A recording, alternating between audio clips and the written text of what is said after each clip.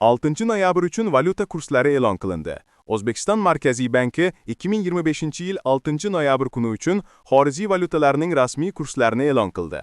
Yangi ma'lumotlarga ko'ra, dollar, yevro, yuan va iena biroz ko'tarilgan, funt sterling va rubl esa pasaygan. AQSh dollari 20,4 so'mga oshib, 11.970,67 so'm bo'ldi. Yevro 3,89 so'mga ko'tarilib, 13.748,31 so'm.